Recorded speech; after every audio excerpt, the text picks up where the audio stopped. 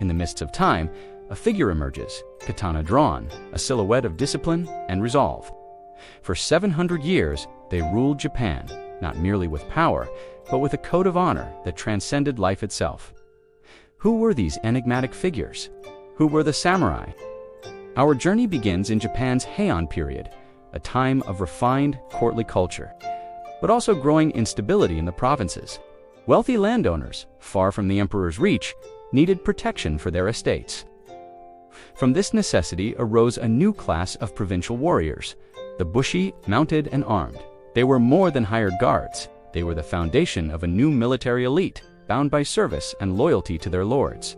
Over centuries, these warrior clans would grow in power, their influence spreading from the countryside to the very heart of Japanese politics, setting the stage for an age of warriors.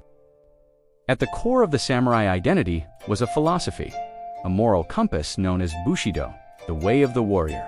It was not a written law, but an unwritten code passed down through generations, emphasizing 7 key virtues: righteousness, courage, compassion, respect, integrity, honor, and loyalty. To a samurai, loyalty to one's master, or daimyo, was absolute. Honor was more valuable than life itself, and to lose it was a fate worse than death. This code demanded rigorous self-discipline, turning a warrior into a complete human being, prepared for both the chaos of battle and the tranquility of peace. The image of the samurai is inseparable from his arms and armor. The katana, the long curved sword, was more than a weapon. It was considered the very soul of the samurai. Forged with meticulous, almost spiritual dedication, its creation was an art form. But the samurai was a master of many weapons. The yumi, a long bow of asymmetrical design, allowed them to strike with deadly accuracy from horseback. The yari, or spear, was crucial in formation battles. And atop his head, the ornate yet functional kabuto helmet, often adorned with symbols of his clan and beliefs, served as both protection and an intimidating statement of his identity.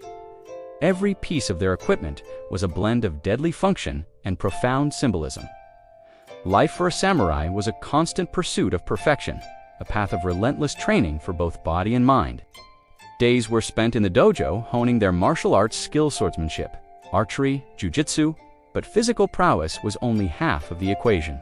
A samurai's training extended to the arts of peace, calligraphy, or shodo, taught precision and focus. Poetry composed on the eve of battle spoke of their acceptance of impermanence. The study of military strategy and philosophy was paramount.